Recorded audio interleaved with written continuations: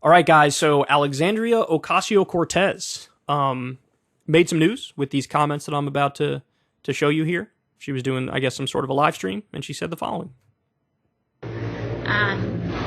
And it also cuts to the basic structure of our democracy, if you can call it that. Because when you have a presidency that's not determined by a popular vote, when you have a Senate... Let me just comment on that real quick. A presidency that's not determined by the popular vote. I'm a supporter of the popular vote determining the presidency. I get that they cut the deal for a reason. I get that the way the Electoral College works is precisely to not have it rule by the majority, but I don't like that people obfuscate and deflect, and they're not really honest about their opinion if they do support the Electoral College. And they do support the current system. Because they should say, look, I'm in favor of minority rule. I'm in favor, in many instances, of the person with fewer votes winning. I don't agree with that. I think, as Winston Churchill once famously said, democracy is the worst form of government except for all the others. So in other words, like, everything's bad, everything's messy, but this is the least bad. Yeah, but I actually believe in democracy. I think whoever gets the most votes should win. I think in the Senate, it should be 51 votes in order to get something passed. I think we should have more direct democracy laws, like, state direct ballot initiatives, which are wonderful and, in my opinion, go in the right direction about 80% of the time. But I think we should even have a federal direct ballot initiative where you vote democratically on the most important questions every time you go vote for president. I think our system would be so much less corrupt and we get so many better outcomes if we had that. I mean, imagine Americans voting on, should the minimum wage be raised? Should we have a universal background check?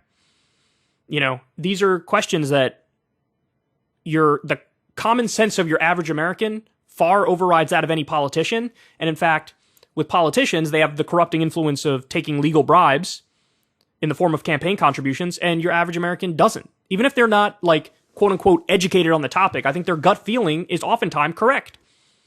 So people who don't support a popular vote, I think they should be honest with themselves and say, yeah, I like rule by the minority, not the majority.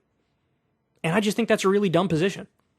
I think that's really silly. I think you really need to do mental gymnastics to get yourself to the place where you say, yeah, fewer votes means you should win.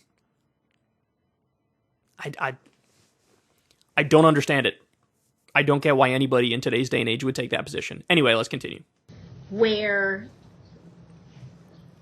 tens of millions of people more can vote for one candidate, one party, and still be in the minority, where even in the House of Representatives that's supposed to represent our population, that it gets gerrymandered to all hell once every 10 years in order to ensure an outsized minority rule and voice in both the House, the Senate, and the presidency. It is becoming increasingly difficult for people to defend the stance that we live in a democracy. Yeah, true. Gerrymandering makes it less democratic, for sure. We should get rid of that, or we should have independent panels make up where the districts are. And Democrats do it and Republicans do it, but gerrymandering is for them to hold on to power by any means necessary. It is very, very undemocratic. True one. And what the real truth of the matter is when you look at the fact that our elections are bought, that corporations and lobbies, powerful corporate lobbies, have more say in our legislation than everyday people, we are living in oligarchy that has its democratic moments. Yeah, I think that's true. When she says, it has its democratic moments, I guess, I'm trying to think of an example, but for example, when we got gay marriage as the law of the land, that was the Supreme Court interpreting the Constitution as saying, look, equal protection under the law means, yes, gay people have the right to get married because they shouldn't be treated any different than anybody else. They wouldn't be equal. So, but even in a situation like that, it was like, you know, this unelected group of geriatrics who just happened to fall on a position that's popular with the majority of Americans. You know, it wasn't even like the process to get there was a small d democratic process. It just wasn't. So yeah, do we have our democratic moments? I guess from time to time, but yeah, without a doubt, it's effectively an oligarchy. And there's that study that I bring up all the time, the Princeton study that came out years ago, and the guys over at Sitch and Adam, who are really nice guys, by the way, they took issue with me bringing that up because I bring that study up all the time, and they said, look, it's not just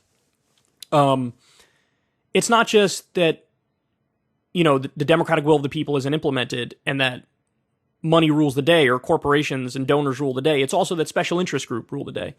But I agree with them. If that's their issue with the study, I agree. But I still don't want special interest group controlling politics. I want the people controlling the political system and the policies we end up getting implemented. So it's not just corporations. It's not just the donor class. It's not just the billionaires. Yes, it's lobbyists. Yes, it's special interest groups who are organized. But what you'll find is, especially when it comes to economics, that's where the real power is flexed. That's where the fact that we're an oligarchy really shines through.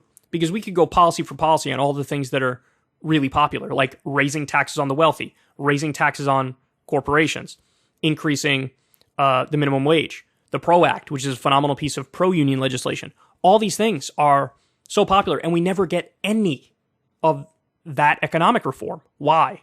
Because the group in the country that's against it is the group with all the money and the group that is buying the politicians. So that's an oligarchy. That's a kleptocracy.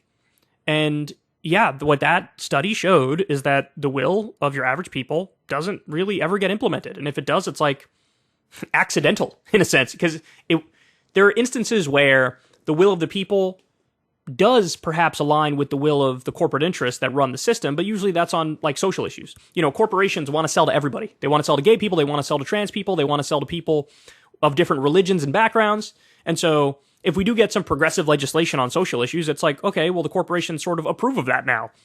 So even when we get a good policy implemented, it's not for the right reasons. It's not because the people wanted it, therefore we got it.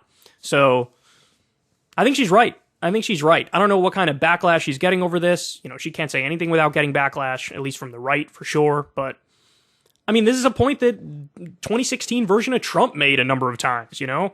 Trump made the argument like, you know, the moneyed interests control our political system, and the reason why you should vote for me is because I know how it works. I've been on the other side of that, and I don't owe anybody anything. That's the argument that he made. He was effectively saying, this is an oligarchy, and I'm going to put an end to that. Now, of course, he didn't. He perpetuated the oligarchy, but, you know, the right would agree with Trump when he said that, but I don't know. Are people disagreeing with AOC on this point? I actually think her point is relatively benign, or relatively anodyne. Like, this is a obvious point that many people have made. So I think she's right about it. I would just add as a final point that if you notice the problem, if you see the problem and you see it clearly, well, for the love of God, stop going along with Nancy Pelosi, who is the queen of the corruption and who is the queen of the oligarchy. Because the reason why she ascended to the top of the party is because she gets the most donations. She's the best with the corporations. She's the best with the special interests. They have her in their pocket.